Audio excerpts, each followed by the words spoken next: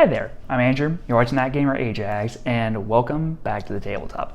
Now, today I wanted to talk a little bit about one of the games I absolutely love, which is Veil of the Void, science fiction, fantasy, tabletop role-playing game, and I want to talk about a couple of things that I've gotten a chance to look at, playtest material that will be coming out in the very near future to kind of give you a little bit of preview on what's going to be, next for this game.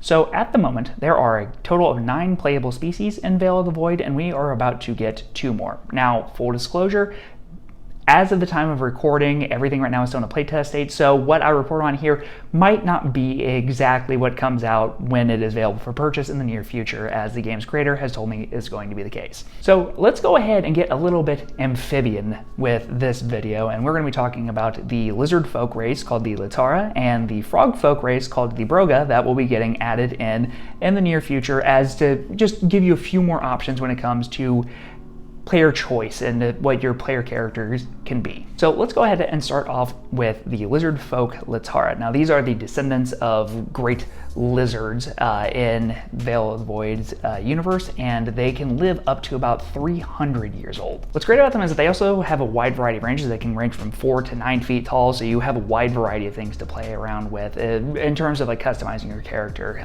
They also, while not the most technologically advanced out of all the species that are available, they are highly adaptable, and that's kind of what makes them a lot of fun to play based on the playtest materials that have been released so far. In terms of roleplay, you're going to be able to have a lot of fun with the Letara, at least in the game's lore as it is right now. They haven't discovered spacefaring, so the way that your Letara is out adventuring the cosmos already is going to be an interesting story hook in itself, and you can come up with a very interesting backstory when it comes to playing this species of people. Now, what's also interesting about them is the fact that they have a unique language that is meant for their people, and the one thing that I kind of dispute a little bit when it comes to the playtest material is that it says that if they are trying to make like persuasion checks or speechcraft checks, when they aren't speaking in their native tongue, they'll be doing it with an auto misdie, which means that you have a greater chance on failing that as it is.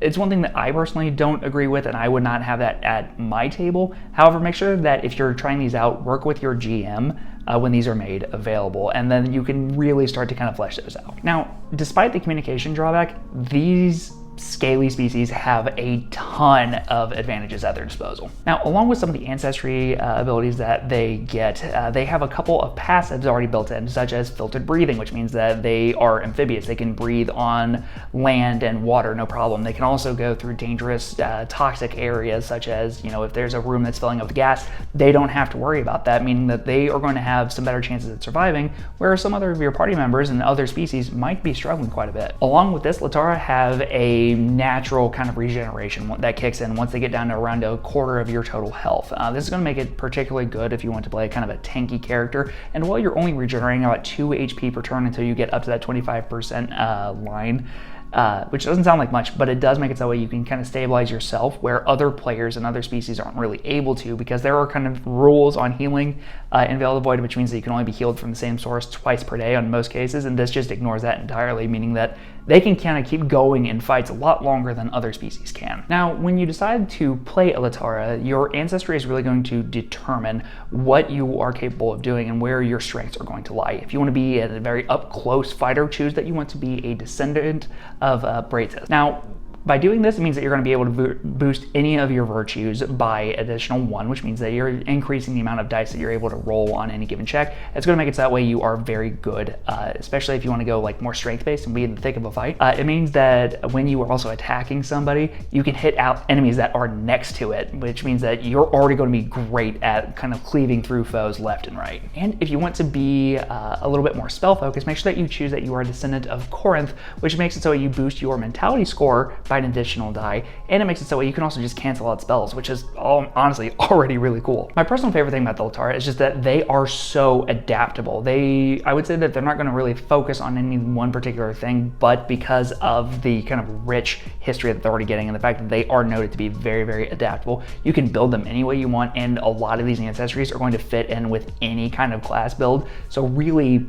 you can flesh them out any way that you want. Now let's shift things over to the Broga. While they might not be as physically imposing as their, lizard cousins, the Broga, the frog-like species, are very, very intelligent. They kind of range up between 3 and 4.5 feet tall, depending on how much they, want to kind of stretch out. But what they get, despite the lack of their size, is an interesting knack on tinkering and being able to understand technology. While the frogfolk Broga aren't quite as physically imposing as their Letara brethren that they share a planet with, they make up for this by being very tech savvy, very focused on kind of tinkering and learning more than anything. They don't live quite as long either. They usually only live around 100, which is around the equivalent of playing a human in this game. But beside this, they are insanely fast compared to a lot of the other species. They have a base movement of 7 squares, which would be about 35 feet if you're looking at it in D&D terms, and if they're in the water, that goes up to 12 or around 60 feet. They have a natural jump that is around 30 feet in the air, and they can stick to non-slick walls and everything like that. I'm already getting some really funny kind of Spider-Man vibes that you could pull off with this race. What's also really fun with the Broga is the fact that you can use your tongue as kind of a natural way to take things.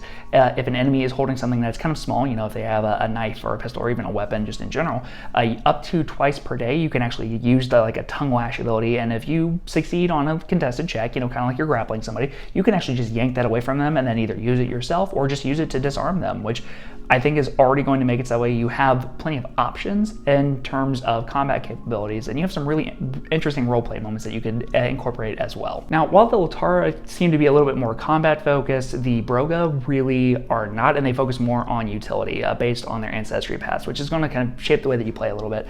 Some of these are going to be, kind of small bonuses, such as taking reduced damage from water and ice spells, kind of a natural camouflage that you can incorporate. And alongside this, you can get additional health per level, which would make it so if you wanted to play more of a tanky character, you could, and they are also able to understand mechanics and mechanical things a lot better, which means that you're going to be better at crafting and tinkering more than anything. This is a very quick preview on a couple more species that are going to be coming out. I'm very interested to see how they kind of mesh with the classes that we currently have in the game, and I'm very excited for more options that are available, especially with ones that are pretty well fleshed out like these.